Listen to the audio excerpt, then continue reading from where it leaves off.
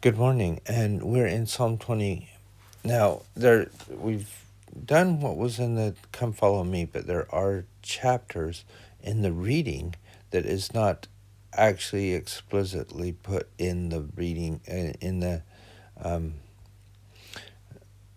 uh, portions of the Come Follow Me. That's why it's important that we read all of the things. And what I decided to do was put all these at the end this time and talk about them separately and maybe pull from the things that we've been learning this week and see if these tie in as well with these. And I'm going to do this in two parts because there's 7 different Psalms that were not discussed this week. And we will talk about these, and I'll do 3 today and 4 later today. 3 in this video and 3 in the next, or 4 in the next. Okay, so we've got a Psalm of David again. The Lord hear thee in the day of trouble. The name of God of Jacob defend thee. Send thee help from the sanctuary. Remember, we talked about God helping us and strengthening us. This is what this is talking about, and I think you'll find that this goes across these 3 chapters as well. And strengthen thee out of Zion. Remember all thy offerings and accept thy burnt sacrifice, Selah. So we're remembering, we need to remember the Lord, and hopefully he remembers our covenants that we've made with him. Grant thee according to thine own heart, and fulfill thy counsel, all thy counsel. We will rejoice in thy salvation, and in the name of God we will set up our banners, and the Lord fulfill all thy petitions. Now know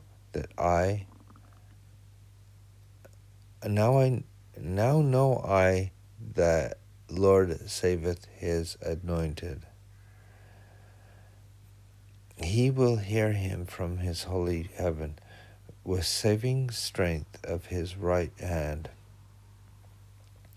Some trust in chariots, some in horses, but we will remember the name of the Lord our God. I love that. We sometimes people will trust in different things. Maybe they trust in Google to give them the answers, or trust in the work that they're doing or something. But we will remember the name of the Lord our God. We should turn to him in all that we do. They are brought down and fallen, but we are risen and stand upright. Save, Lord. Let the King hear us when we call. And we'll get this in Psalms 25 as well, this save and this hear. Now, Psalm 21. The King shall joy in thy strength. This gives the idea that we're going to be talking about the King, but we're going to talk about the King of Kings as well. O Lord, and in thy salvation how greatly he shall rejoice. I love the words joy and rejoice in this. Thou hast given him his heart's desire. Now we may think of a king, but remember, we are also included in these things. Thou hast given his heart's desire, and thou hast not withholden the request of his lips. Selah. Have we looked at our blessings? Have we looked at what we receives from the Lord? Even in our trials and things, do we see the blessings? That is where we should be. For thou preventest him with blessings. And if we look at that a little closer, it says thou wilt meet him. In other words, you'll have more blessings. He's bringing us blessings. Thou settest a crown of pure gold on his head.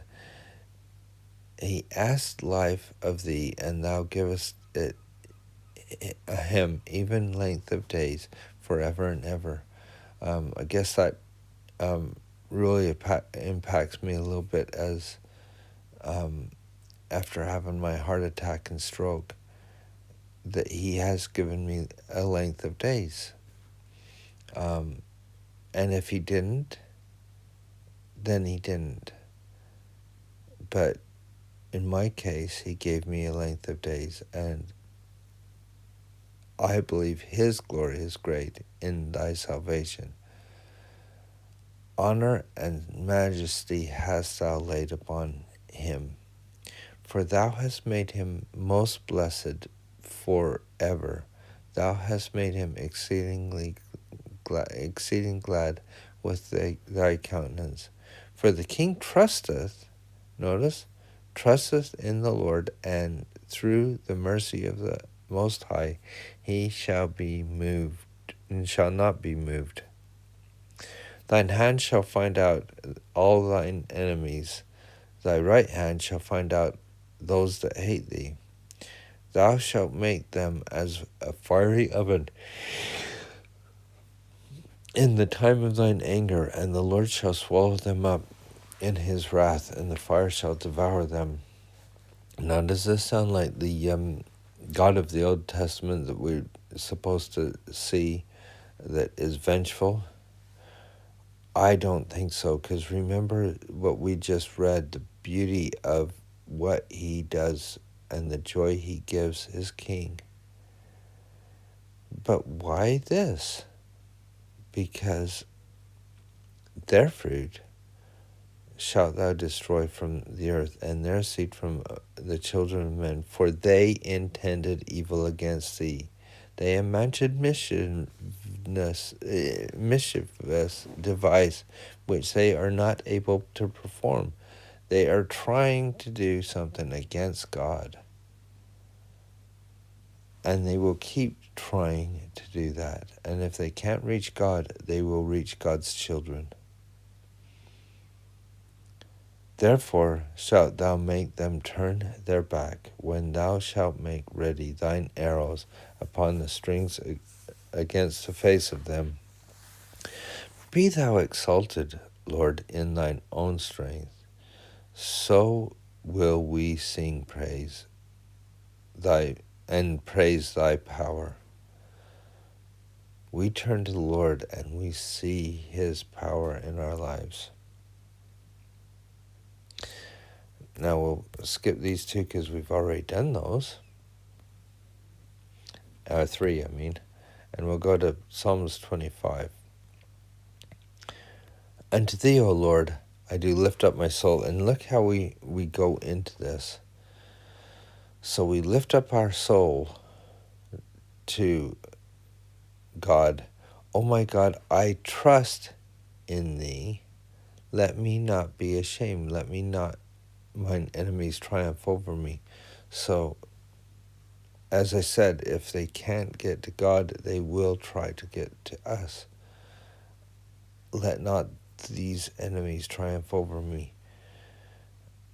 Yea, let none that wait on thee be ashamed. Let them be ashamed which transgress without cause. If they're going to be coming out without cause and transgress, that they should be ashamed. And why should they be ashamed?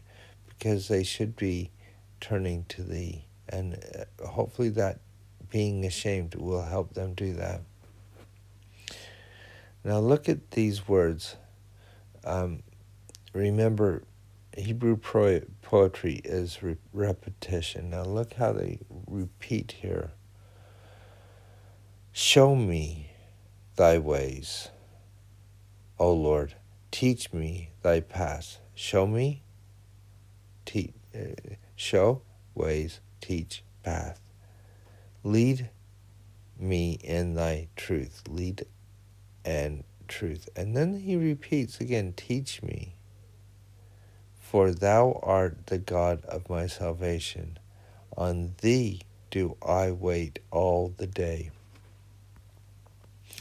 Then he says, remember, O Lord, thy tender mercies and thy loving kindnesses. Remember, we mentioned before, loving kindnesses, hesed, is what we're talking about here. This covenantal love that is so strong. The Lord will not break that with us. We can break it, but he will never break it. For they have been ever of old. Remember not the sins of my youth, nor the transgressions according to thy mercy. Remember thou me for thy goodness' sake, O Lord. One thing that we probably all want is not to be remembered for all the things that we've done wrong.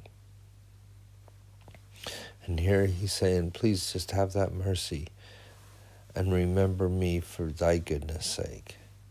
What loving kindnesses, that hesed, that we may be doing as we try to become better. Good and upright is the Lord, therefore will he teach sinners in the way. I love that. Teach sinners in the way.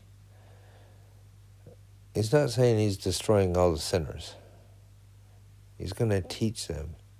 The meek he will guide in judgment, and the meek he will teach his way.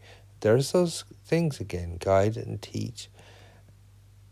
Using them in a way, who is he going to guide and teach? He's going to guide and teach the sinners and the meek. Those that are willing to turn to him, even though that they're not perfect.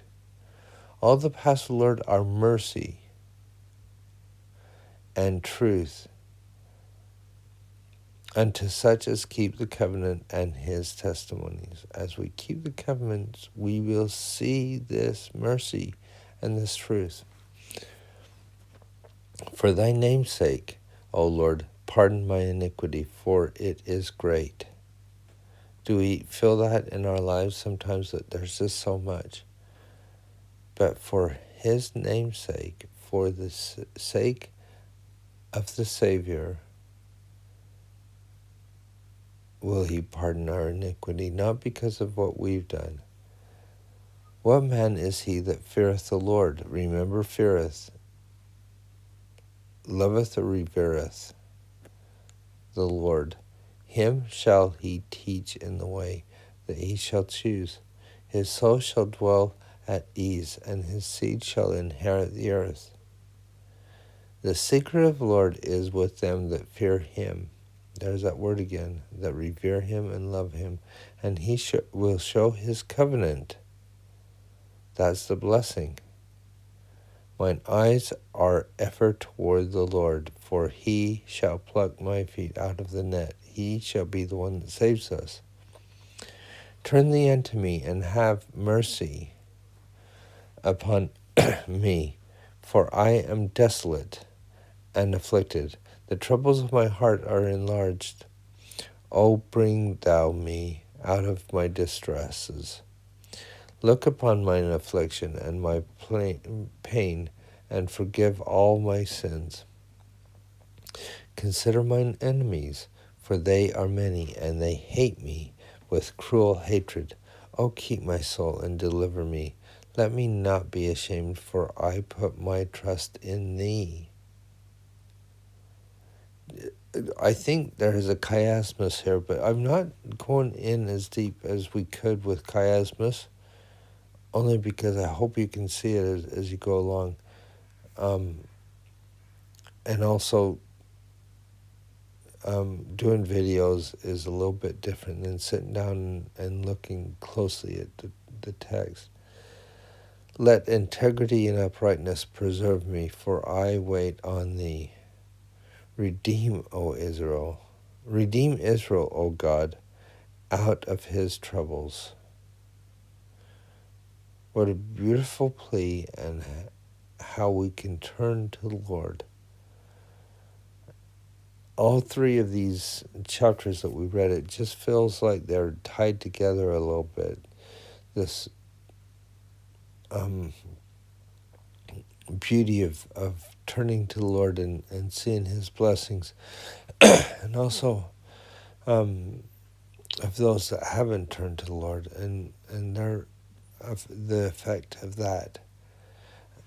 And I hope you get that from these. Let integrity and uprightness preserve me, for I wait on Thee.